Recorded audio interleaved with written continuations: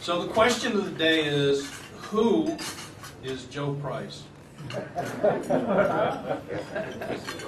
He graduated with distinction in economics from the University of Wisconsin and received his JD from Fordham University.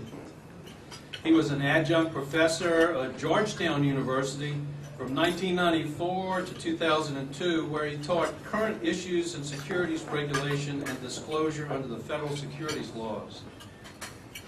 He also worked as a compliance investigator at the Coffee, Sugar, and Cocoa Exchange.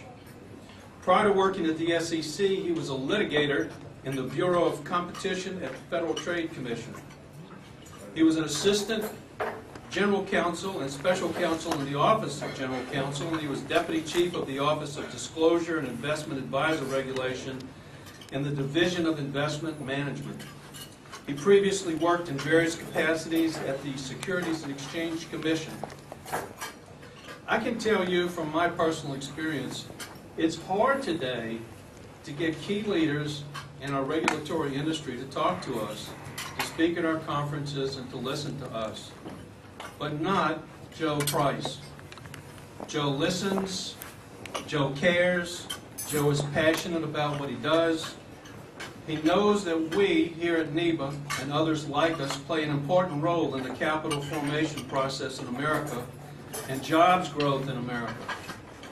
Joe Price today is Senior Vice President of Corporate Financing and Advertising Regulation at FINRA. The FINRA Advertising Regulation Department regulates broker-dealers, sales materials, mutual fund advertisements, and other communication with the public. The FINRA Corporate Financing Department regulates capital raising activities of broker-dealers. And I know there's not that many people here that are interested in that, but I think that there are quite a few that might want to know about it, including equity, debt, REIT, closed-end fund, and limited partnership offerings. He is an authority figure to all of us at FINRA, but he's taken on a new role, a new job. Joe has a 9-month-old boxer puppy that 2 days ago has challenged his previous well-recognized authority position. And although he's been able to tame us and the members of FINRA, he's perplexed about this boxer situation. And any of those with experience may want to talk to him after to render words of solace. Would you welcome somebody that we can all appreciate and admire, Joe Price.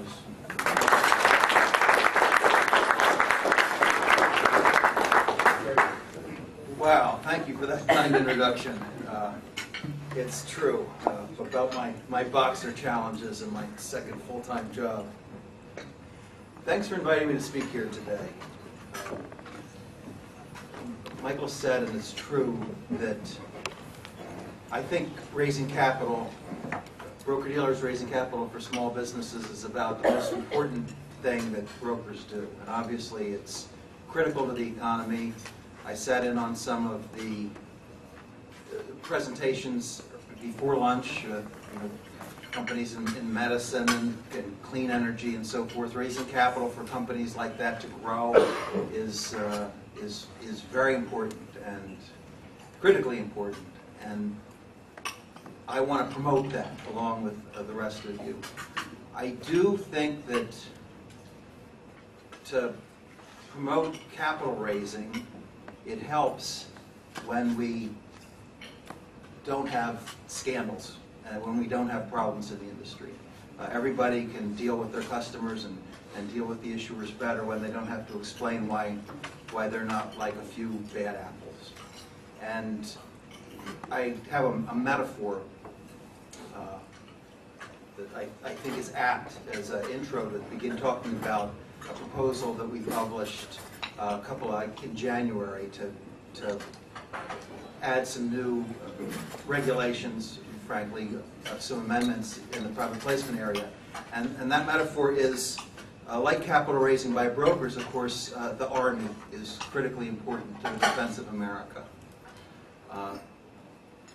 If there start to be an unreasonable number of civilian casualties in the Army's operations, the answer wouldn't be, well, let's hope that just stops. Let's hope that just goes away. I think the Army, and we would all want the Army to do it, to say, well, are there some changes that can be made to minimize the civilian casualties?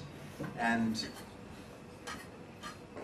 at FINRA, we've been thinking about that as well. I don't think that kind of from the regulatory side in the private placement market, business as usual, not trying to come up with any new ideas about governing the private placement market is really reasonable, because there have been just some terrible frauds that have taken place.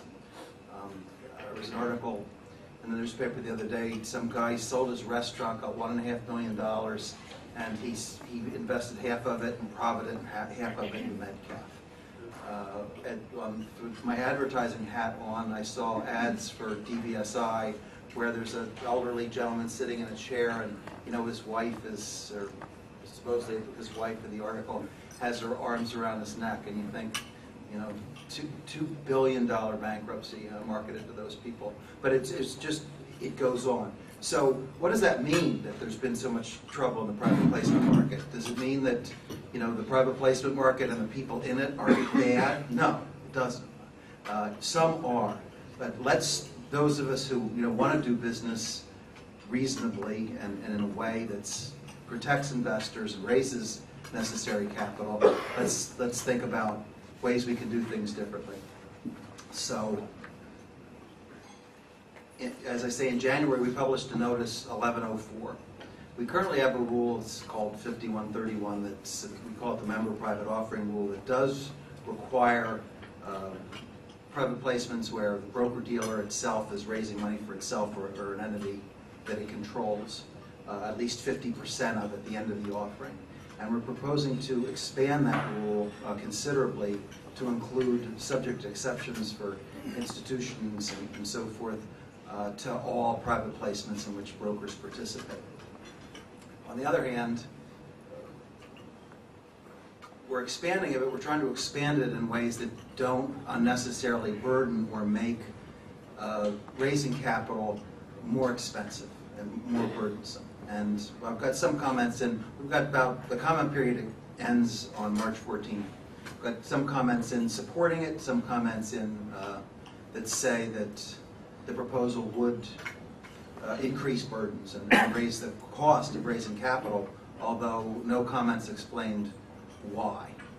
So there, it would be helpful to hear, because if we heard in ways that made some sense, then we can modify the rule. That's why we go out for comment. We'll file it with the SEC, and they'll go out for comment too. We're listening to the comments. One of the comments came in and said, well, there's no empirical proof that there's any more problems in the private placement market than there's ever been. And I don't, empirical proof. In the notice, I string cited, case after case, and after a while I just gave up and stopped. But I could have string cited enforcement actions that were longer than the notice itself if I kept on going in just the last 5 years. So that's my case for why we need to do what we're proposing in 1104. Let me talk for a minute about what we're doing in 1104. And of course, we're going to have a panel, and people are going to get to ask me questions, and I'll try to answer to the extent, and your comments. That's why I'm down here. I'm interested to hear what you think of this proposal, and hopefully you think that it will help improve this industry. But to the extent that there's problems with it, I'm down here to hear about it.